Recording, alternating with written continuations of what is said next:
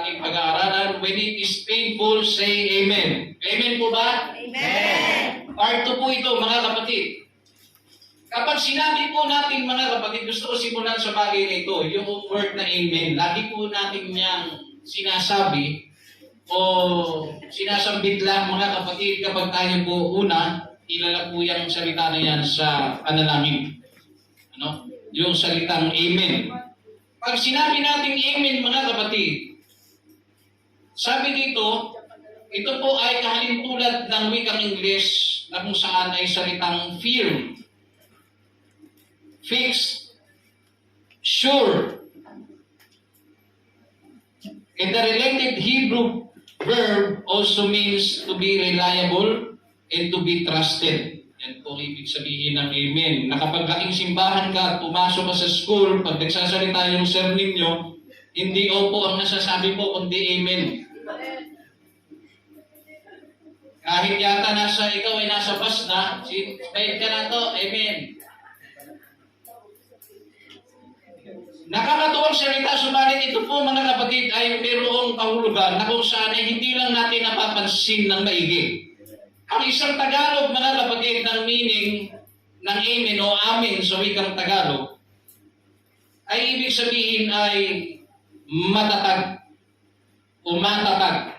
Kaya nga po tayo po'y nananalangin. Ito pong aming dalangin sa pangalan ng Panginoong Hesus, matatag. Ibig sabihin, mabigan ng tiin, mga kapatid. At ang isa pang meaning nito ay sigurado, maaasahan. Dalangin namin sa pangalan ng Panginoong Hesus, sigurado, maaasahan. Isa pa, mapagkakatiwalaan. Sa pangalan ni Hesus, mapagkakatiwalaan. Yun yung meaning ng amin. Isa pa, mga kapatid, ang meaning ng amin ay katotohanan. Sa pangalan ni Jesus, katotohanan. Nakukuha niyo po ang ibig ko sabihin. Sumunod, tunay o truly. Sa pangalan ni Jesus, tunay. Okay? Sumunod, mga kapatid, ito na po yung pinaka-climax ng Amen. Sabi sa wikang English, to express strong agreement. Sa wikang Tagalog, ipahayag o pagpapahayag ng matibay na pagsang-ayon. Nakuha niyo? Sa pangalan ni Jesus, sumasang-ayon ako sa madaling salita ng wikang amin. Kaya mga kapatid, yung amin na yan, o saan man bagay na gusto mo siyang gamitin, na meaning, kung ako ang inyong tatanungin, mas gusto kong doon sa huli, ipahayag ang matibay na pagsang-ayon. Amen. At doon sa una kong nabanggit, matatag, sigurado. Okay? So ito po, mga kapatid, ay may malaking impact sa atin sa pag-aaralan natin sa oras na ito. Kaya kung minsan, mga kapatid, hindi natin masalita ang Amen sa tuwing tayo po ay nakakarinig ng salita ng Diyos. At tinatamaan tayo, hindi natin masabi yung Amen. Kasi hindi ka sumasang-ayon. Amen. Nakuha niyo, mga kapatid. Kaya hirap na hirap. Yung mga tao, mga kapatid, na nahihirapang tanggapin ang salita ng Panginoon, tahimik lang yan sila. Na kahit na, mga kapatid, ang Espiritu Santo ay nariyan na, iniihili na sila, mga kapatid, sa pamamagitan ng paggamit ng Diyos sa mga ngaral, hindi mo pa rin yan maririnig na nag-i-amen. Nagpapalakpakan na yung mga tao, naghihiyawan na yung mga tao, nagsisigawan na sila, Amen! Tinatanggap nila eh. I strongly believe. Amen. Totoo. Pero yan sila, nakaupo lang yan sila. Tila mag-aasalita ng Diyos, mga kapatid, ay hindi totoo. Kaya sa oras na ito, mga kapatid, ma-appreciate po sana natin ang mga salita ng Diyos na atin pong naririnig, na kapag painful, hindi lamang dahil masarap tanggapin na nag-i-amen tayo. Minsan kasi ganun di ba? Pag alam natin na ang pinabanggit ng pangangaral ay tungkol sa katabi mo, ikaw yung nag-i-amen. Amen, preach it! Pero pag tahimik lang siya, tapos yung katabi niya naman ang gumaganti. Amen! Nagtagal mo ba? Amen. Di ba?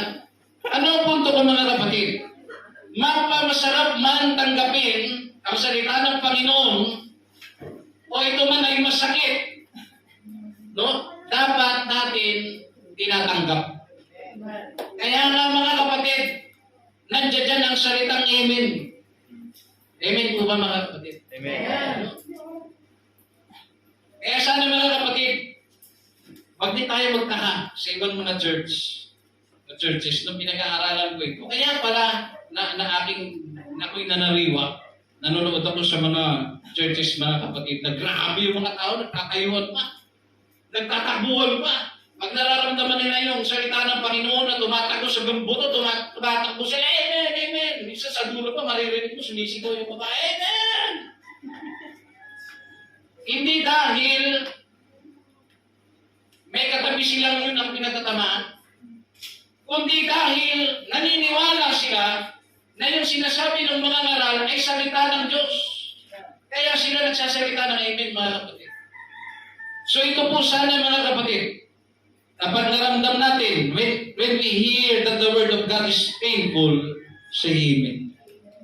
Para alam nyo mga kapatid, tanggap natin, we agree mga kapatid, na ang salita ng Panginoon na ating naririnig ay totoo. Kasi yan naman ang mga meaning nun, ulitin ko po, matatag, sigurado, maaasahan, mapagkakatiwalaan, tunay, no? Pagpapahayag ng matinding pagsang-ayon. Yan po yung mga meaning niyan mga kapatid. At sa ating pong pagpapatuloy, handa na po ba tayo mga kapatid? Amen. Introduction lang po yun para mabuhay ang mga amen na nakatago sa inyong puso, Praise the Lord. mga kapatid. So sa oras na ito mga kapatid, buksan natin sa unang pagbasa dito sa 2 Timothy chapter 3 verse 14. Ang sabi diyan, dapat manatili ka sa mga bagay na iyong pinag-aralan. Hindi ka tatapusin yan. Yung 2 Timothy chapter 3 verse 14, kaya yung tinawag na 2 Timothy kasi yan po ay ikalawang sulat ni Apostol Pablo kay Timoteo. Una kasi isang sulat. So yan po yung kanyang follow-up na sulat. Sa chapter 3 verse 14, sinabi niya, dapat manatili ka sa mga bagay na iyong pinag-aralan.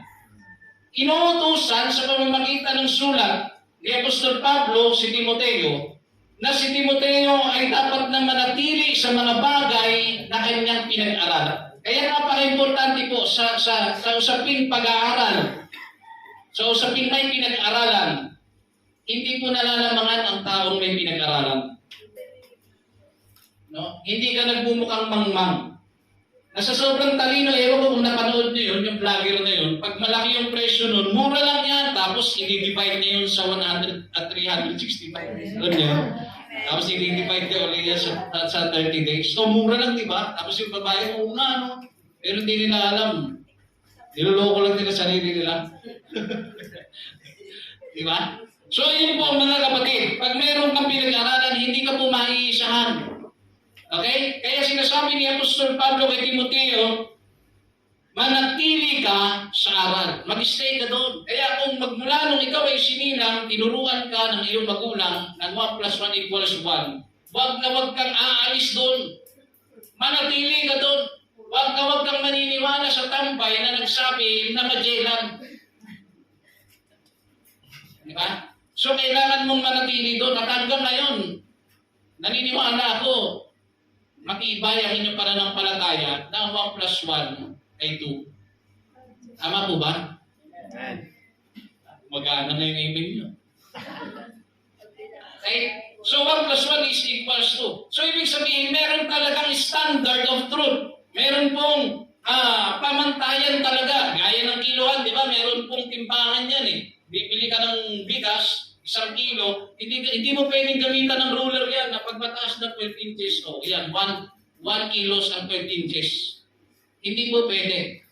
Dahil iba po ang sukatan ng inches o ng ruler, mga kapatid. Iba na ng sukatan ng metro. Sa bawat katotohanan na gusto mong malaman, magsusukat ka ng bintana, magsusukat ka ng pinto, hindi timbangan ang ginagamit dyan. Ang ginagamit dyan ay ang metro. Ganon din pagkabigat ang usapin natin, gramo. Amen? Gramo po yan. At ginagamitan po yan ng timbangan. Tama po ba? Kapag tubig, ano pong gamit? Liter. Yeah. So yun pong mga ginagamit. Okay? Sa atin din, sa buhay natin mga kapatid, hindi timbangan, hindi metro, o hindi liter mga kapatid, ang ginagamit o pamantayan natin sa bumumuhay. Kundi ang pamantayan natin mga kapatid, ay ang salita ng Diyos na inyo pong hinahawakan.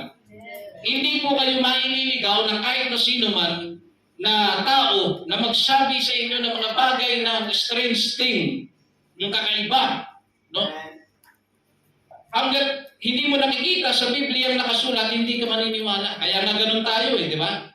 Yung pag sinasabi mo na bawal magwalis sa gabi, ay nakasulat sa Biblia. Kasi may mga ganun pong tao. Huwag daw mananahi sa gabi. May ganun din paniniwala. Meron din mga kapatid, huwag daw mag-nail cutter sa gabi, masama. Bawal sumipol, may dadating na bagyo. Di ba? Yung mga naririnig natin, yung mga amoy ka ng patis, may tikbalang. Mga kapatid, lahat ng mga bagay na yan, hindi yan nakasulat sa Bible. Kaya huwag niyo paniniwalaan ang mga bagay na naririnig ninyo kahit yan po ay kanunuluno ang mga tradisyonal mga kapatid na salit-saling mga pamahiin, huwag kayong maniniwala kasi hindi po yan nakasulat sa Biblia. Maniwala kayo kung nakasulat na in the beginning, God created the heavens and the earth. At inutusan niya ang mga tao na sa gabi ay huwag magwawalis. Mga kapatid, pag nakasulat yun, maniniwala ko sa inyo. Pero dahil hindi po yan nakasulat, mga kapatid, huwag po kayong maniniwala.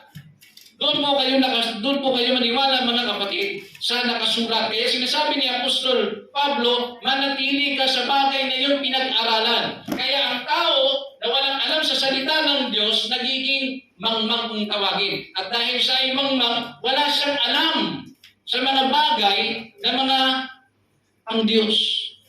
Ang sabi ng mundo, nagmahalan si Adan at si Steve. Lalaki sa lalaki, babae sa babae. Di ba ganyan ang trending ngayon? Inakasal pa sa ibang lugar. Ang mundo, they call it love. Tama? Alam niyo yan Alam niyo yan. Ang tawag ng mundo, sa taong nagmamahalan, na magkasaluwat man ng gender o parehas ng gender, lalaki sa lalaki, babae sa babae, they call it love. Pero sa Biblia, ang tawag ng Biblia doon ay abomination. Pag sinabing abomination, mga kapatid, ito po ay kasuklam-suklam, karumal-dumal. So ibig sabihin, ang pagmamahalan ay may limitasyon. Hindi mo ba pwede, si Eric ka, ang mahal mo ay si Rando, at magpapakasal pa kayo. Yun po ay karumal-dumal sa harapan ng Diyos. Ang tawag po ng Biblia doon ay pakikirpit. At ang mga gumagawa ng gayong mga bagay, ang wika ng Biblia, hindi ako may sabi, ito sabi ng Biblia, ay may bahagi sila sa dagat-dagatang apoy. Who are you to judge me? Ganyan tao Who are you to judge us? Kung siya nga, pinakataas na leader ng iglesia, anong sabi daw? Who am I to judge? Mga kapatid, ang katotohanan na inireveal ng Panginoon, walang sino man pwedeng bumalik. Amen. Kaya, Eric, tama na. Magmahal ka ng tamang pag-ibig. Hindi po tayo, sabi ng Biblia, ang lalaki o ang babae ay nilikha para yun sa isa't isa. Hindi po ba pwede mga kapatid na magkasalungan? Yan po ang katotohanan na hindi po kayang tanggapin ng marami pong tao sa mundo. Dahil ang katuwiran nila, hindi mo kami pwedeng husga, hindi nga ako naghusga. Ang salita ng Diyos ang nagsabi. At kung hindi mo yan tatanggapin, meron yan silang pang-twist Kung ang Diyos niya hindi kami hinusgahan, ikaw pa kaya? Ang kulit mo, brother. Dalawa tayo, hindi pa tayo isinisilang. Isinulat na sa Biblia na bawal nga Diba? So kailangan natin yan mga kapatid, maintindihan. Manatili tayo sa aral na yun. Kaya kung nakakaramdam ka sa mga kalalakihan, nararamdaman ninyo may kakaibang katauhan sa inyo ngayon sa oras na ito, ay gumising kayo.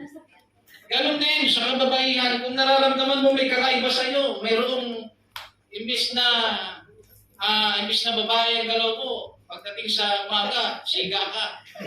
Kapatid, ay baguhin mo sapagkat hindi yan ang kalooban ng Panginoon. So napaka-importante na sinasabi ni Pablo kay Timoteo, manatili ka sa aral. Na siyang aking din iaaral sa inyo.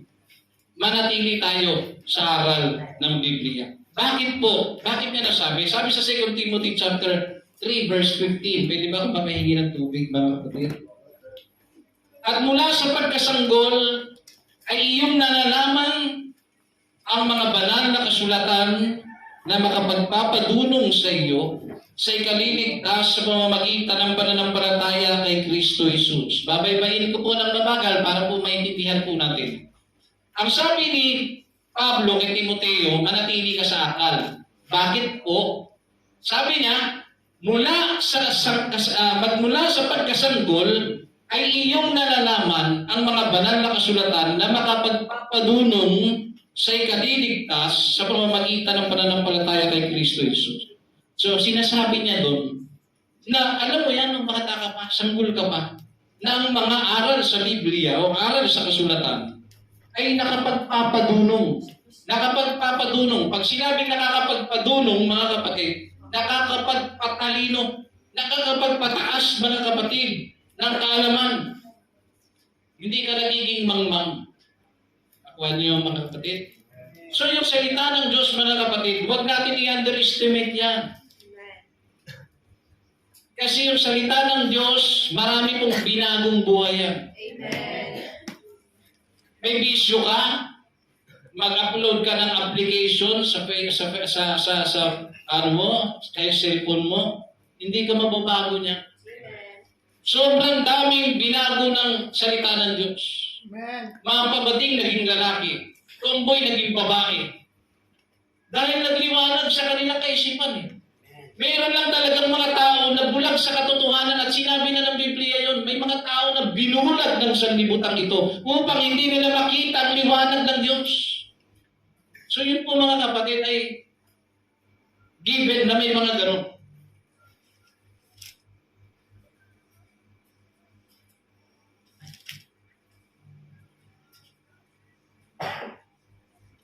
Yan. So binulag po sila. Marami pong bulag sa katotohanan. Sa totoo lang, madami. Kaya nga sobrang talino ng Diyos eh. Diba? Mangaral ka sa labas, hindi lahat dyan, hindi naman makikinig eh. Palengke mangaral ka, meron dyan, ay isa-isa, dalawa, habang nagdadaldal ka, na wala lang sobre ha, nagdadaldal ka, meron dyan, kung nagtatagtag, nakikinig yun. Kasi sabi ng Biblia, nakikilala ko yung sa akin. So ibig sabihin, tinutukoy ng Panginoon, hindi lahat ng tao ay sa Diyos. Diyan po ang katotohanan. Hindi lahat ng tao ay sa Diyos. At ang sabi niya dyan, nakikilala ko ang sa akin at nakikilala nila ang aking tinig. So pagka ang salita ng Diyos ay niyahayag, nag-a-agree sila. Hindi man sila, habang nagtatagtag sila ng baboy, hindi man sila nagsasalita ng amen sa isip. Hindi pa sila. Diba?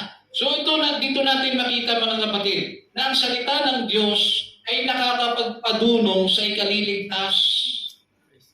Naging marunong ka na, maliligtas ka pa. Diba? Yan po yung sinasabi, pinapaalala at iniuutos ni Apostol Pablo. Ulitin ko, inutusan niya manatili ka sa aral. Sumunod, pinaunawa niya sa kanya, alam mo mula sa pagkasanggol na ang salita ng Diyos o ang kasulatan ay makakapagpadulong sa iyo, sa ikaliligtas mo. Gayon din sa atin. Huwag natin iiwanay ang salita ng Diyos sa atin.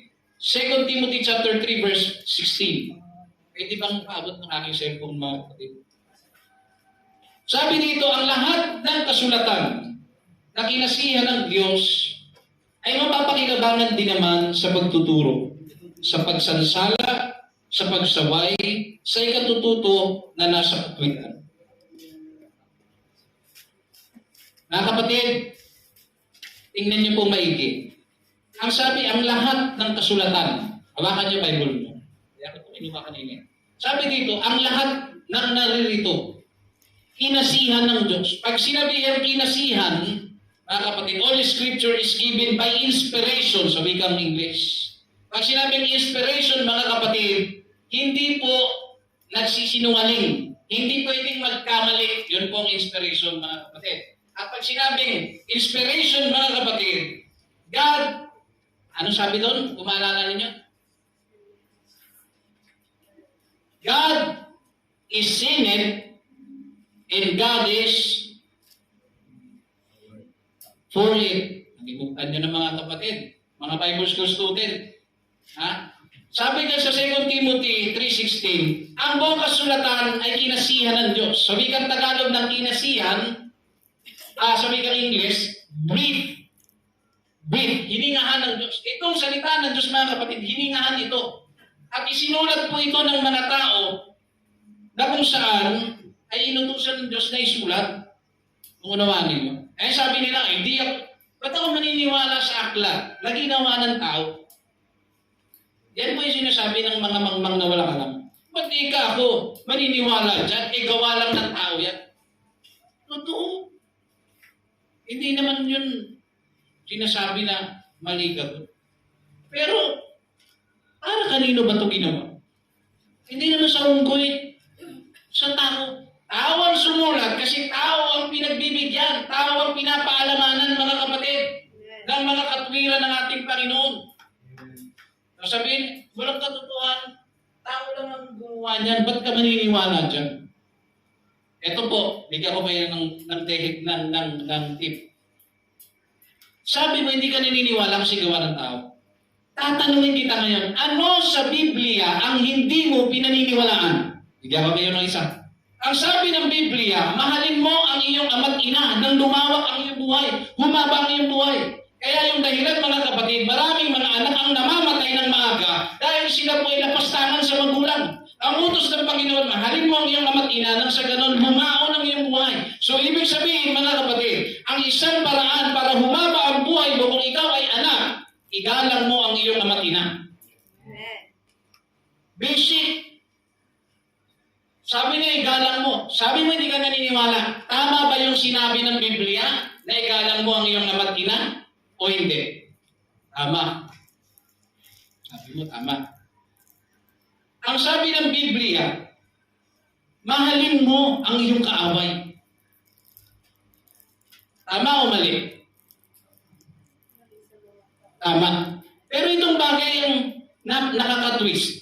Alam niyo po ba kung bakit kakaiba ang salita ng Diyos? Kasi ang salita ng tao, duraan mo, susuntukin ko. Amen. Diba? Ano po ibig kong sabihin? Ano po ibig kong sabihin? Unahan mo, sasapuin mo. Turo ng magulang, anak, pag inano ka ng teacher mo, patuhin mo ng upuan. Diba? May mga ganun anak eh. Mga ganun mga magulang. Diba? Huwag kang mapayag na duduluin ka. Pag dinuro ka, kagatin mo ang daliri. Yan ang tao, mga kapatid. Sa katotohanan at sa kabuuan, ang tao mapagiganti. Pero aral nyo ng Diyos, ang tao likas na sinungaling. Tatandaan nyo po yan, sinungaling talagang tao. Likas yan sa tao. Meron pa nga pinapababaw, white lies daw eh. Parehas lang yun, nagsinungaling ka sa piso, nagsinungaling ka sa 1 milyon, kasalanan pa rin yun. Amen. So yan po, kakaiba po ito.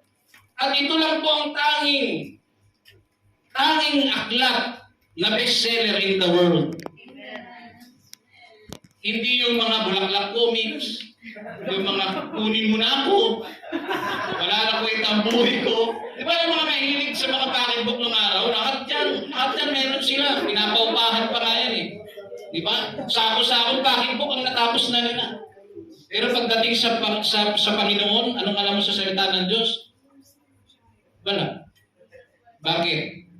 Kasi ang tao, ang isip natin, nakatuon tayo sa mga bagay-bagay dito.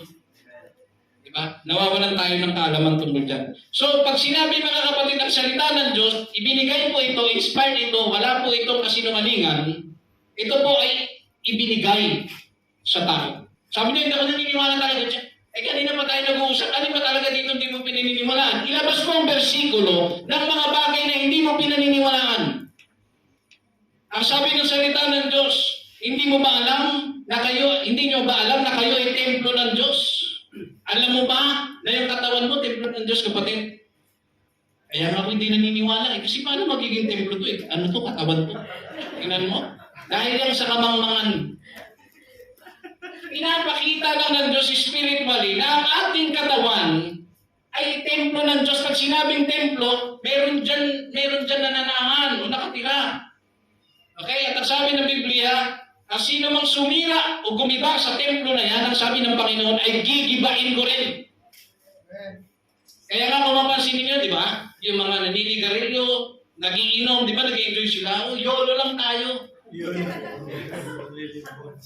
Di ba? I-enjoy lang natin, paluin. Paluin kung walang Diyos. At least na-enjoy natin. Di ba? Hindi nyo nakuha yung gets ko?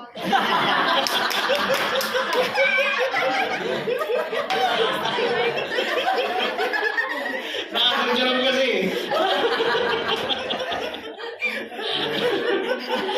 Ano mga kapatid? Diba? Templo tayo ng Diyos. Kaya yung mga walang tigil sa pagsisigarilyo, sa pagsisingot-singot nga ng pagdikit ng kahoy, sa mga pagsingot-singot mga kapatid na kung ano-anong rugby, solvent, mga droga, di ba? Ay nahay sila. Dahil doon nila nakita ang ligaya ng buhay. Pero pagkatapos na magkaroon sila ng sakit sa atay, no? Sakit sa bato, di ba? Bigla yan tatawag sa Diyos. Ba't mo ko pinabayaan? Kung makakapagsalita, bakit nga ba hindi? Kung gusto makakapagsalita, bakit nga ba hindi? Ikaw ang unang nagpabaya. May salita ako na iniwan ka, kaya kami nangangaral sa inyo. Hindi ka nakikinig. Higop ka ng higop ng usok. Ano ba? Alam niyo mga kapatid? Ano nakukuha ninyo sa usok mga kapatid? Alam niyo kung ganito katalino ang Diyos eh. Kasi kung ang Diyos ay mamang, una, dapat na maunamaan, hindi po kabilang ang usok sa katawan ng tao. Kasi kung yan ay kabilang, noon pa nang ginawa niya si Adan at si Eva at sila ay hiningahan at umihinga sila ng usok. Ganon sana ang nangyari mga kapatid. Ay hindi na ma-invento ang sigarilyo. Bakit? May sariling usok na sila. Kada salita mo. Diba? Ang dragon ng tao. Mga kapatid. Ganyan po ang nangyayari. Kaya yung mga bagay na yan, hindi naman po yan sa atin, hindi naman po yan kabilang sa katawan natin. At ito pang masakit, yung mga bagay na may kaugnayan sa ating katawan, yun yung ayaw natin. O, yan na naman. Ano na naman nila yan? Ang palaya, ang dami ng tao ayaw ng palaya. Ayaw. At meron nila, hindi kasi ako bitter. Kaya hindi ako magaling. Nakailusot pa. Hindi ko makain ng pinya. Bakit di ka? Hindi ako sweet. Ganyan po ang tao. Yung may mga kinalaman sa buhay at kalusugan, yun ang ayaw kainin. Amen. Yung mga bagay na walang kinalaman sa kalusugan, yun ang pilit na ininalagay sa katawan. Kaya ang nangyayari, pag nagkasakit, tatawag sa Panginoon. Amen. Diba? Pag hindi pinakinggan, sasabihin walang Diyos, makaawa pa. Kaya yung anak, nung namatay yung kanyang ama o kanyang ina, galit na galit, ako naniniwala talaga sa Diyos. Bakit? Totoo yan, dapat binuhay ng tatay. Diba? Ganun po ang tao. So ito po, mga kapatid, ang daming binago nito. Tingnan niyo yung mga katabi ninyo. Kung hindi dahil dito, hindi mo katabi ang mga yan. Diba? Kung hindi tayo sa salita ng Panginoon. Alam niyo kung sasariwain lang natin, di ba? Yung tinatawag na, ano yung tawag nito? Biyaya ng Diyos, kinanta kanina yun eh. Alam niyo pagka sa usaping biyaya, pag naririnig ko yan, naiiyak ako eh. Bakit po? Dahil sa biyaya ng Diyos, nandito ka. May trabaho ka, may pera ka, may buhay ka, magandang kalusugan mo, kapatid. Lahat ng yun biyaya na dapat yun ang tinitignan natin na magbalik tayo sa may kapal. Na ang buhay natin ay gamitin po natin mga kapatid sa paglilingkod sa Diyos. Hindi po dapat natin ginagamit ang buhay natin at inuubos ang lakas natin mga kapatid sa mga bagay na inilalayo na tayo sa harapan ng Diyos. No? Huwag sana tayong maging ganun mga kapatid. So lahat ng mga kasulatan ay hiningahan ng Diyos, hinasihan ng Diyos. Mapapakinabangan ang sabi sa pagtuturo. Ay pakinabang to. Ito po ang nagtuturo sa atin ng mga landas na dapat po nating tahakin. No? Ito rin po ang nagbibigay ng kaalaman sa atin, nagsasaway, sabi ng Biblia. Ito po ay nagsasaway, nagwawasto, nagtutuwid, nagtatama, at ito po ay nagbibigay ng pagsasanay sa tinatawag po na katwiran. So dito tayo mga kapatid, kasi apat yan magagamit mo sa pagtuturo, pagsaway, pagwawasto, pagsasanay sa katwiran. Dito tayo sa pagtuturo. Ito po na Biblia na hawak po ninyo ay punong-puno ng mga katuruan na dapat po natin matutunan. Ano naman? Gaya po ng love life. Lahat po natin dito may action yan may action. Wala lang ang barilan dito. Kasi wala pang baril nung araw. Pero may tigmaan na tinutukoy. No? May mga self-pity na mga kwento rito, mga kapatid, sa Bible. So, kompleto yan, lahat ng hinahanap mo. Wala lang dyan yung crush mo. Baka dyan mo hanapin saan kaya dito siya? Saan ka kaya dito? Di ba? Hinahanap mo saan siya dyan, nandiyan ka ba? Di ba? So ito, sa ating pagpapatuloy mga kapatid, doon tayo mag-focus sa pagtuturo. At ang isa po sa tinuturo ng Biblia, sa Colossians chapter 3 verse 2, sabi diyan, set your affection on things above, not on things on earth.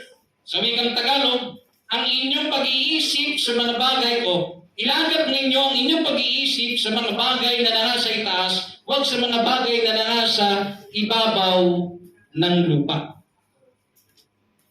Okay? Sinasabi ng malinaw na tayong mga tao itinuturo, sino po may mga isip? Lahat tayo may isip.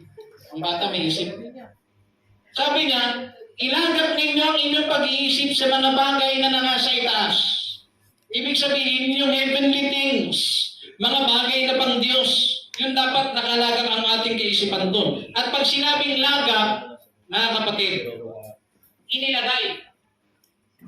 Para mas maintindihan ninyo, ginagamit po ang lagak madalas kapag kami libing. At nakalagak ang katawan ni Lando sa libingan ng bayan. Lagak, inilagay, fiction. Dito lang naman sa Pilipinas ang kakaiba na panaginipan mo lang, huhukayin muli Di ba? Ganyan po ang tao, huhukayin. Nakita ko siya. Gising daw siya. Alas 12 ng gabi, magbuhukay ka ron. Yung sepulturero, tinakot mo ba? Di ba? So, yan po mga kapatid. Ang ating kaisipan na sabi ng Biblia, ituon natin doon sa bagay na nasa itaas. Huwag doon sa mga bagay na panlupa. Mamaya, iyano natin yan. At para magawa mong mainagak ang iyong pag-iisip sa mga bagay na nasa langit, mga kapatid, kailangan mo munang makalimutan ang sarili mo. Ano yun? Iinom ako ng gamot na pampalimot? Hindi po. Kailangan mong kalimutan ang sarili mo para ang iyong isip ay mailagay mo sa mga bagay na panglangit. Matthew chapter 6 verse 16 verse 24. Matthew 16:24. Na magkagayoy sinabi ni Jesus sa kanyang mga alagad, kung ang sino mang tao ibig sumunod sa akin, ay tumanggi sa kanyang sarili, pasanin ang kanyang krus at sumunod sa akin. Yan. So sinasabi ng Biblia mga kapatid, na sa ating paglilingkod sa Panginoon, para maisip natin ang mga bagay na panglangit, sabi diyan, kalimutan mo sarili mo. Sabi ni Kristo, kung ang sino man na mga tao ang ibig sumunod sa akin, sabi niya, limutin niya ang kanyang sarili. At hindi lang basta limutin ang sarili, pasanin ang krus at sumunod sa akin.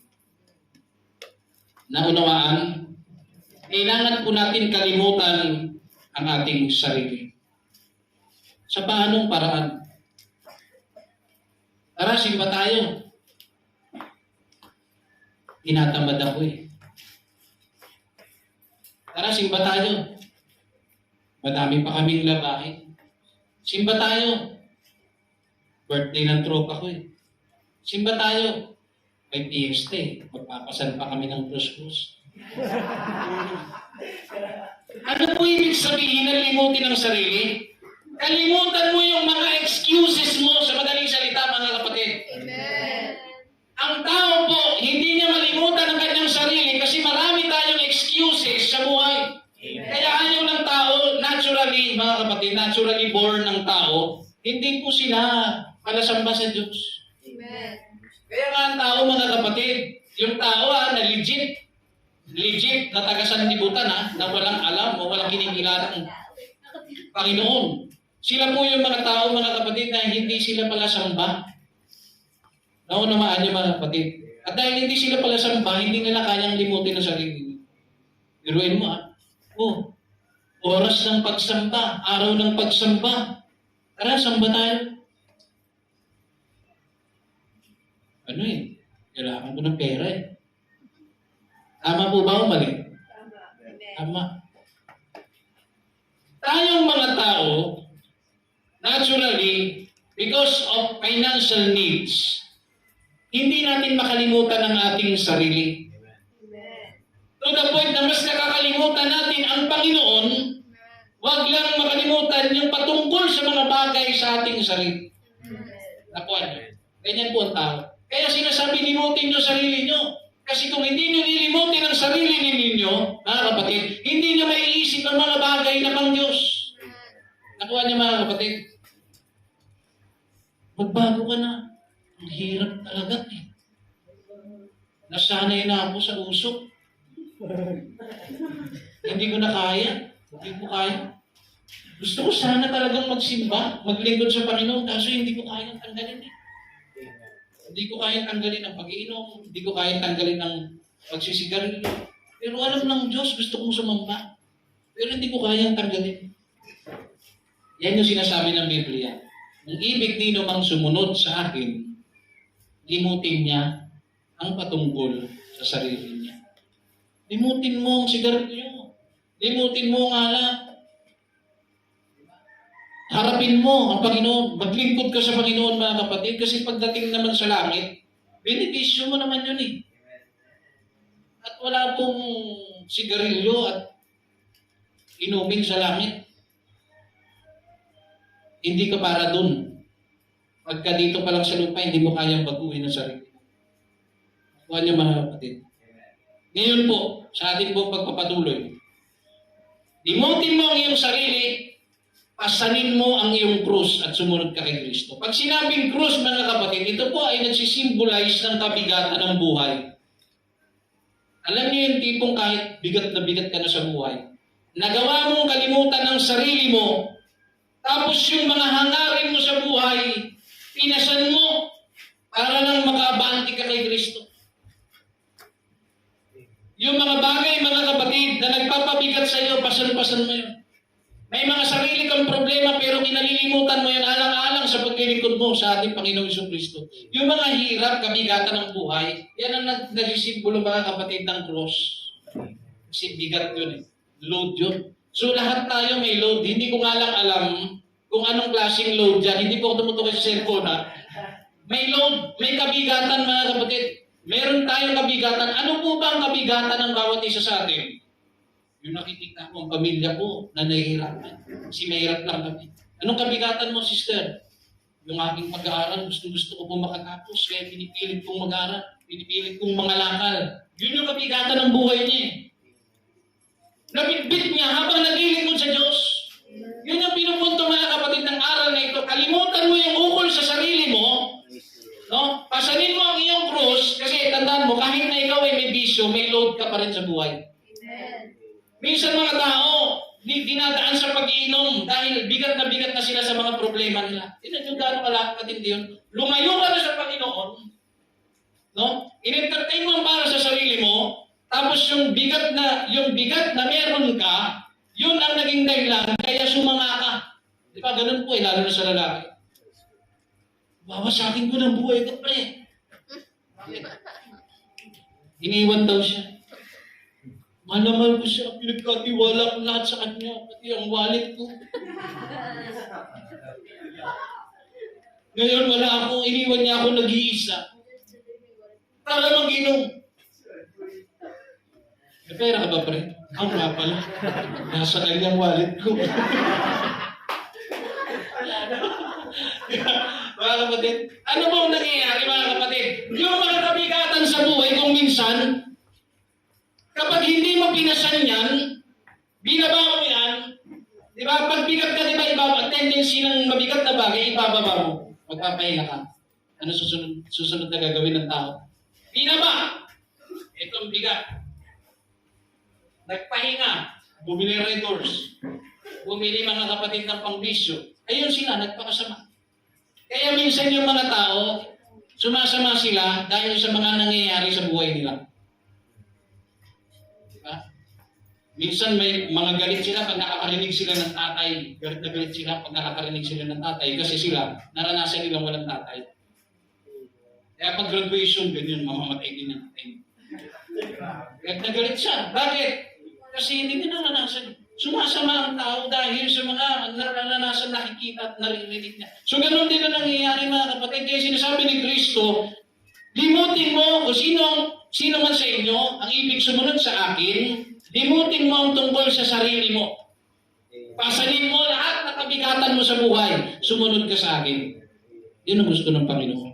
Huwag nating tambayan ng bigat. Kung wala kang pera, kung yan ang kabigatan mo dahil wala kang pera, buhatin mo. Wala akong pera. Anong bubuhatin? May spiritual mga kapatid. Bigat na bigat ka, wala kang panggastos. Nakikita mo yung mga kapatid mo nagmimimpi. Ikaw wala, kawawa ka sa kawawa naman. Dalhin mo ang kabigatan mo sa unahan. Mamaya sa tarpul, isigaw mo. Huwag mo lang sabihin, kailangan mo ng pera. Hindi ganun. Ilagay mo ang kabigatan mo sa harapan ng Diyos mamaya. Ano man ang kabigatan niyo mga kapatid na nahihirapan kayo sa buhay. May mga bayarin kayo, may mga hulugan kayo, may mga ilapit nyo sa Panginoon. Panginoon, gusto kong maglingkod sa iyo, kaso nga lang may mga bagay talaga na nagpapabigat sa akin, kaya ako nalalayo sa iyo. So ilapit mo. Pag nilapit mo mga kapatid, pagkatapos ng service na ito, naniniwala ako gagalaan ang loob mo.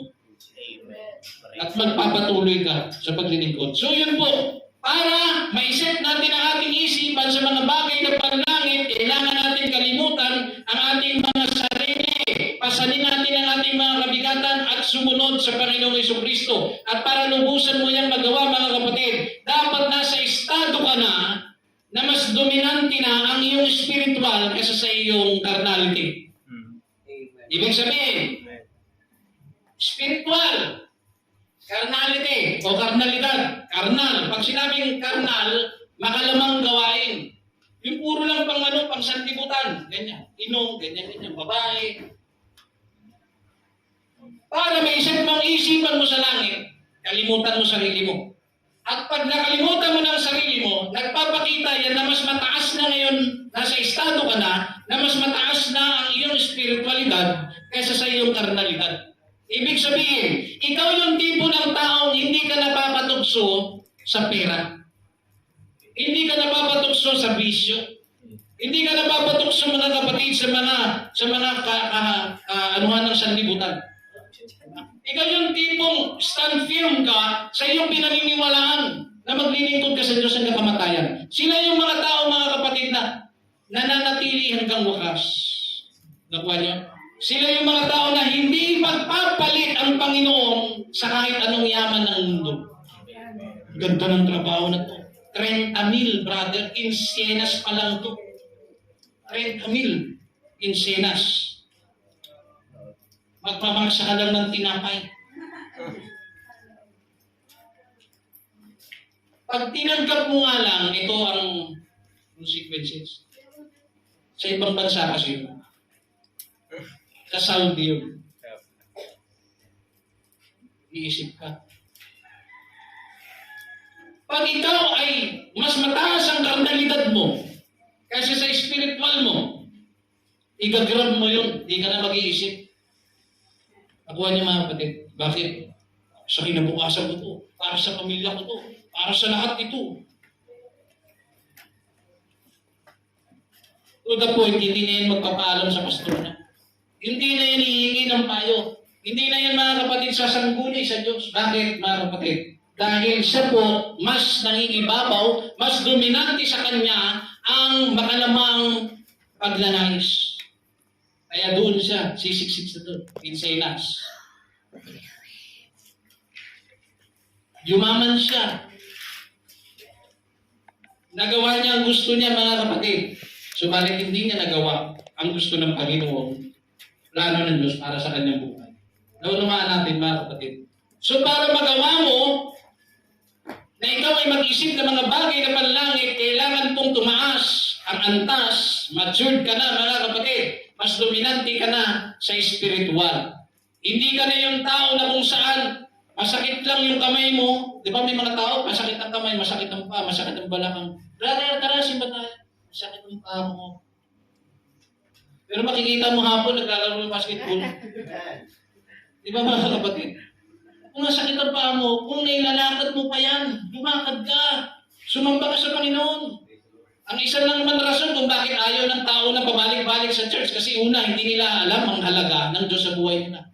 Hindi nila alam ang halaga ng pagsamba. At hindi nila lalo nalalaman ang kahirap na ng buhay na ito. Pagkatapos nito meron pong buhay na realidad. Hindi po ito ang realidad ng buhay.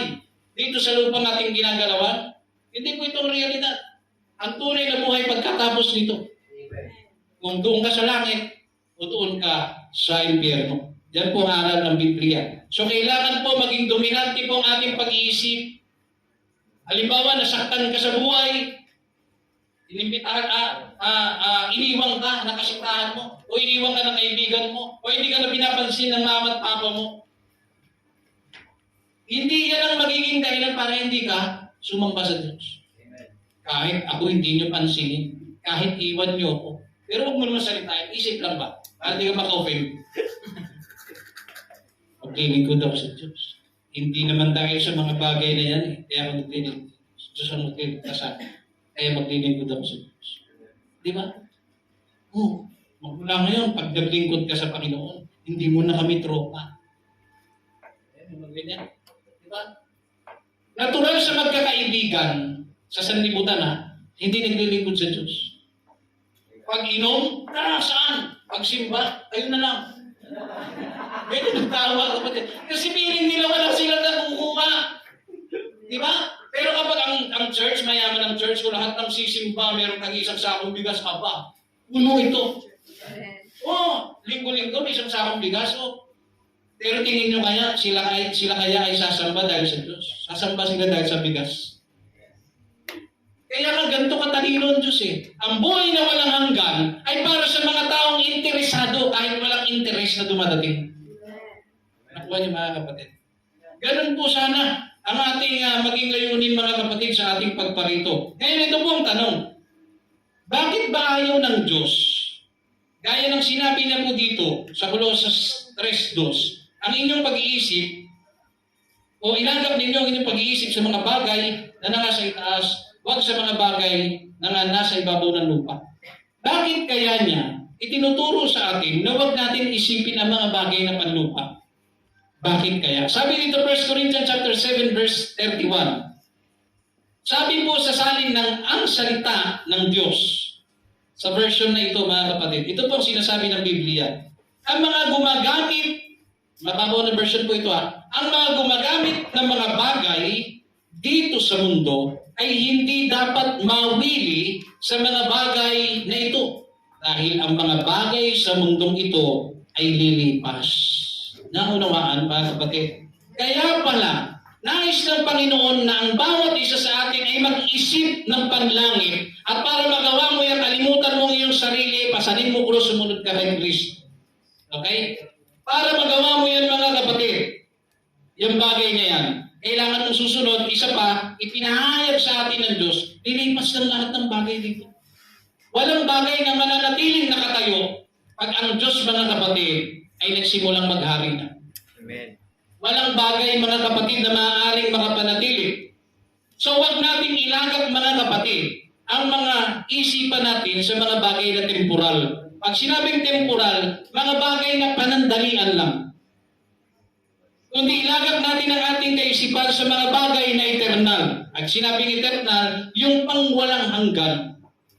Pang matagalan. Okay? Naunawaan natin, mga kapatid.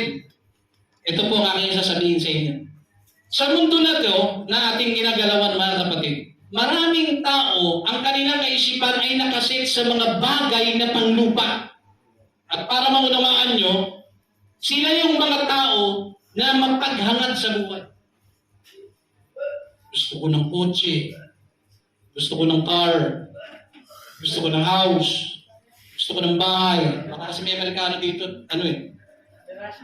Mga kapatid, sila yung mga taong gusto ko nito, gusto ko niyan. Pengi dito, pengi doon. Turo dito, turo doon. Sila yung mga taong, mga kapatid, na wala na, kundi magpayaman, lalo na yung mga nasa gobyerno na yan. No?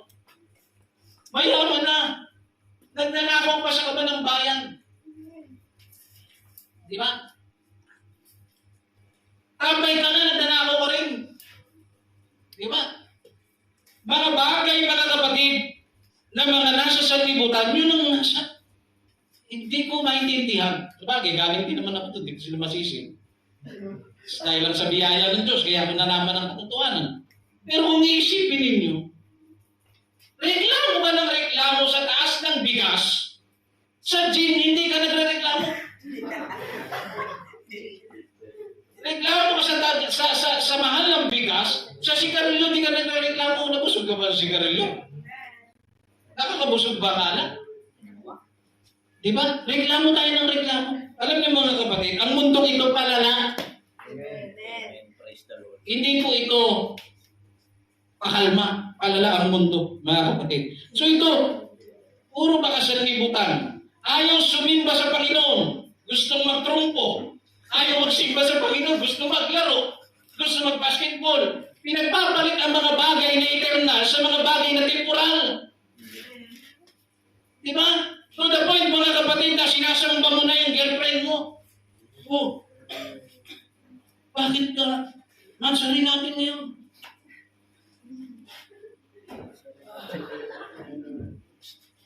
Cupcake, linggo ngayon.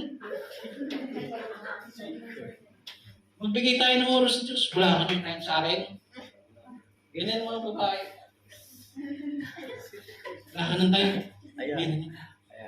Unahin natin ang Diyos. Kasi pagdating naman sa langit, hindi rin naman tayo mag-partner eh. Hindi totoo naman. Sabi ng Biblia, pagdating sa langit, wala nang mag-aasawa. Wala nang magkasintahan. Tayo katulad ng mga anghel. Di ba? Pinipilit mong alagaan, hindi ko naman sinasabing masama ang relasyon, lalo na kung pang Diyos ang pinag-uusapan na ang Diyos ang sentro ng inyong relasyon. Pero dapat mong tandaan, pagdating sa langit, hindi kayong dalawa. Amen. Kaya dapat merong distansya, amigo. Di ba? Maglingkod tayo sa Diyos. Masali lang po. Yung buhay na binibigay sa atin ng Diyos eh. Yun nga eh, days a week. Nagbibigay ka ba ng panahon? Di ba? Hindi. Saka masali lang yan. Ang dami pang araw. Pwede natin i-celebrate bukas. Iba na yun. Matibay talaga babae pa ng tiga.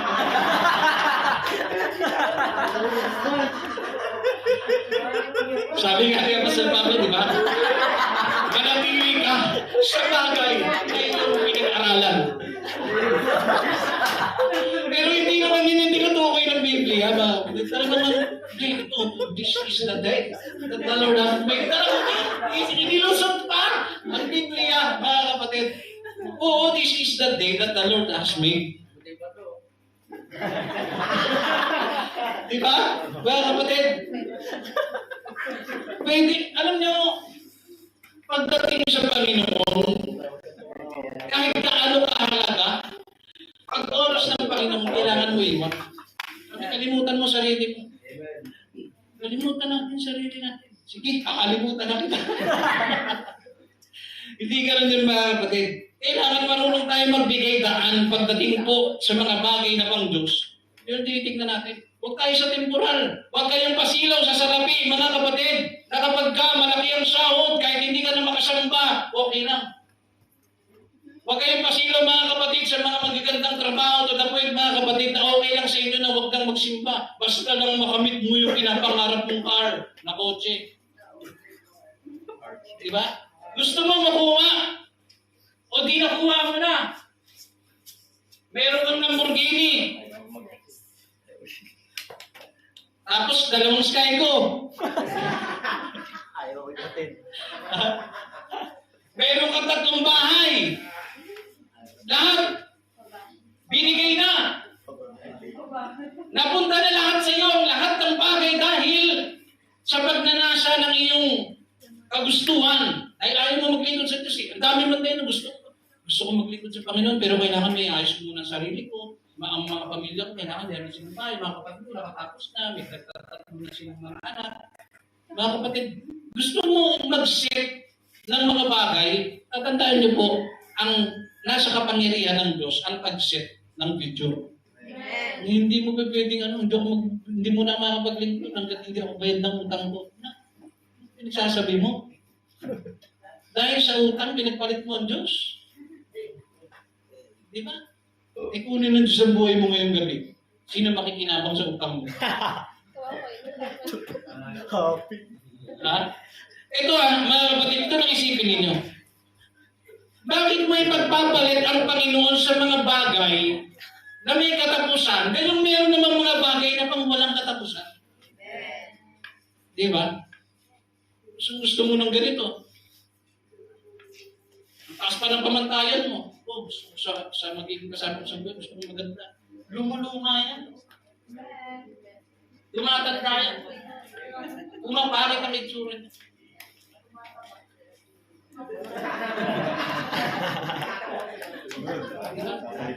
Ang kotse, naluluma, di ba? Sino-sino nakakaranas niya pag may bago kayo? Yung cellphone mo, bagong dating, di ba? Oo, umuha. Lagi nakapunas ng ano yan. Kung may wiper na gagamitin yan. This one. Sa motor, di ba? Ingat na ingat. Doon lang, oh. Pero ano mo? Sige, inumin mo. Ibalik mo. Ang ginagamit, ibalik mo na agad. Grabe ka naman. Ingat na ingat. Mahal naman niya ang motor niya. Ultimo alas 12 ng gabi, nagpapakintab pa. Lahat ng yun may katapusan. Naintindihan ko, nagdroga ka eh. Pero nasa katino alas 12 ng gabi. Iinis ka pa. Gabi na. Nabatulog eh. Sabi ko na eh.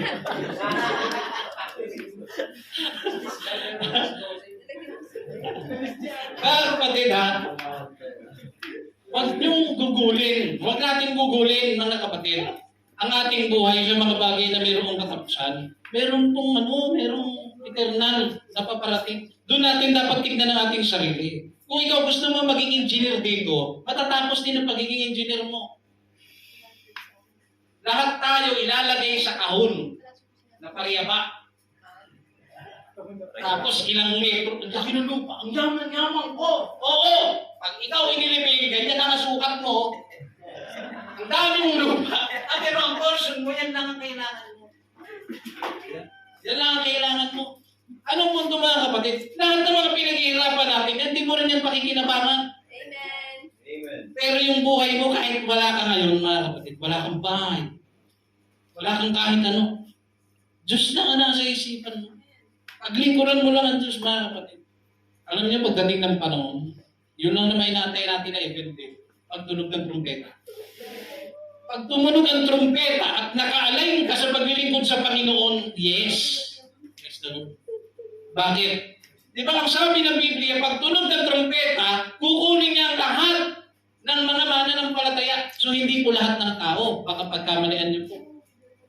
Lahat ng mga mananampalataya na binago ng Diyos ang kanilang buhay, binigay nila ang kanilang buhay sa Panginoon, sila po ang mayroong karapatan, meron silang pribilehiyo na makasama po pagdating ng Diyos.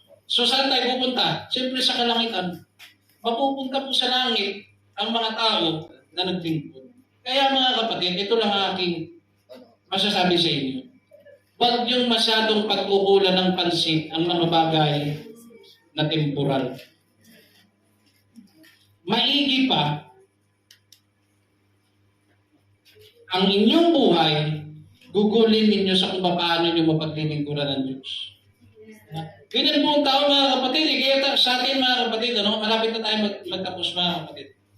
Kaya sa atin mga kapatid, kung mapansin ninyo, marami sa akin, pagdating sa mga bagay espiritual, walang kabuhay-buhay. Pagdating sa mga bagay na pang-temporal, kahit magkano. Di ba? Pagdating sa girlfriend, kahit ilang 50. Pagdating sa mga barkada, kahit ilang red doors. Pero pagdating sa Panginoon, walang maibigay. Hirap na hirap ang tumukot. Yung pinakamaliit na bilog pa. Duda ako dito, malapit ang piso sa 5 na bago. Ay, ito. Medyo makapal yung ito pa ng piso. Balot na balot pa yan. Para libo-libo. Magpapatihuli pa yan. Muna lang kayo. Kasi,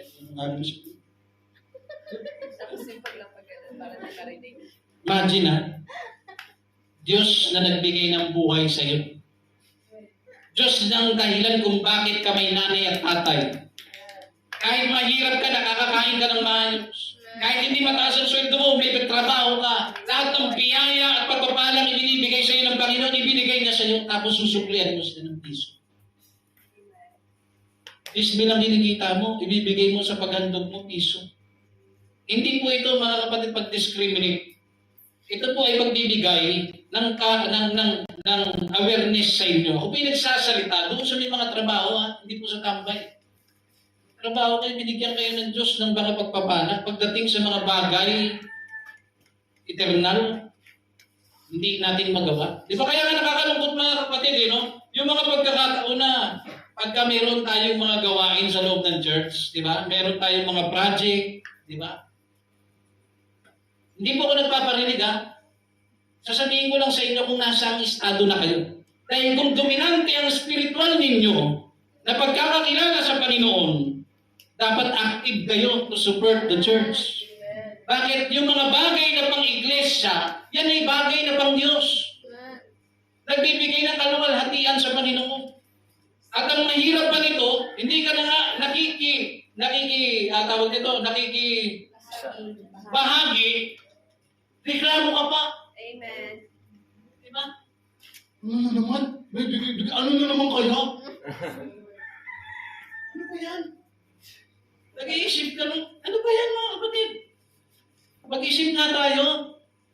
Kaya tayo may mga proyekto sa loob ng iglesia. Ito po ay ginagawa natin para sa kaluwalhatian ng Diyos, hindi para sa kaluwalhatian ng kahit na sino man sa inyo. Para sa Diyos. Kung tutusin yung 100, maliit na bagay lang yan sa buhay na binibigay sa atin ng Diyos. Diba? Minsan tayo mga kapatid, pag may mga proyekto, lahat ganyan-ganyan, o kailangan 1.5, dagaabang yan sa ulian. Pampur na, 100 na lang. Teka lang yan. 1.5 ay, hindi na bibigyan. Naipon na eh. Mga kapatid, hindi tama.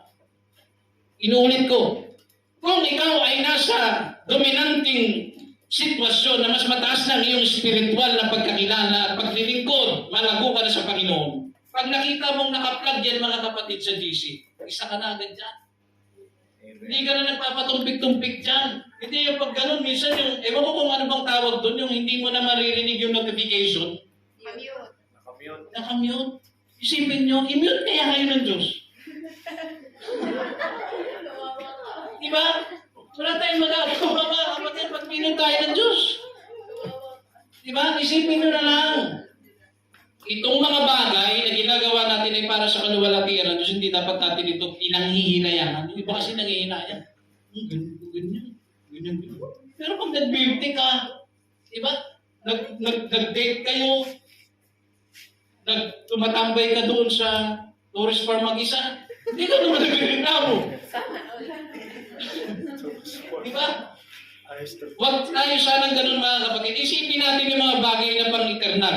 So mas mahalaga mga kapatid, tandaan natin, mas mahalaga po ang ating kaluluwa kasi sa mga bagay na pinagpapaguran natin. Tandaan niyo po yan. Mahalaga po ang kaluluwa natin. Wala po itong katumbas. Kaya sinabi ng Biblia sa Matthew chapter 16 verse 26, sapagkat ano ang pakikinabangin ng tao kung makamtan man niya ang buong mundo o buong sanlibutan at mawawala sa kanya ang kanyang buhay. Ano ang ibibigay ng tao na katumbas sa kanyang buhay? So ibig sabihin, makamtan mo man ang lahat ng bagay sa mundo mga kapatid. Kung nagpasyang Diyos sa umagang ito, nakunin niya ang iyong buhay, ano ang pakikinabangin mo? Sa lahat ng ginawa mo sa buhay na ipinundar mo, sino makikinabang niyan? At ano ang bagay na pwede mong ipagpalit para sa Panginoon na ibalik niya ang buhay mo? Kahit ikaw pang may-ari ng buong sanlibutan, kinuha ng Diyos ang iyong buhay. Sasabihin mo, Panginoon, ang lahat ng aking pinaghirapan, ibibigay ko sa inyo, buhayin niyo lang ako. Hindi po pwede. Dahil lahat ng ibibigay mo galing din sa Diyos. Diba? So ito ang dapat nating tandaan mga kapatid. Makamtan man natin ang lahat ng bagay sa sanlibutan. Ang yaman, no? Ang kasikatan, ikaw ang pinakamagaling na influencer. Magaling ka pa rin doon.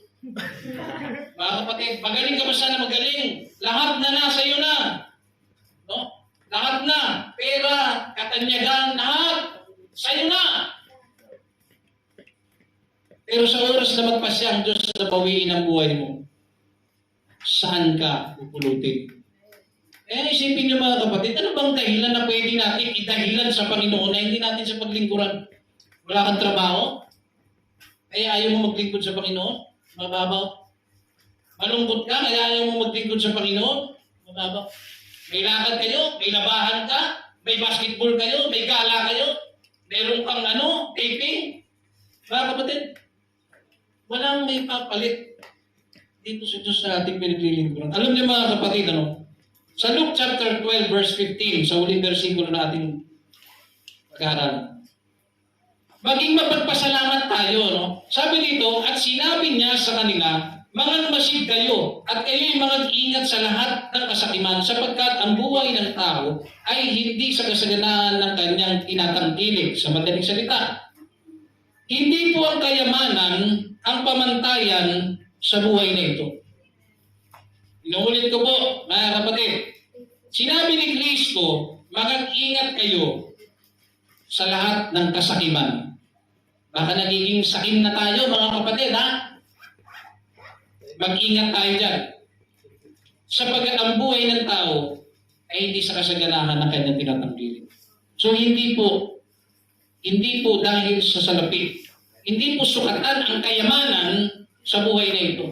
Mga kapatid, kahit mayaman ka, kung wala kang Panginoon, you are nothing. Amen.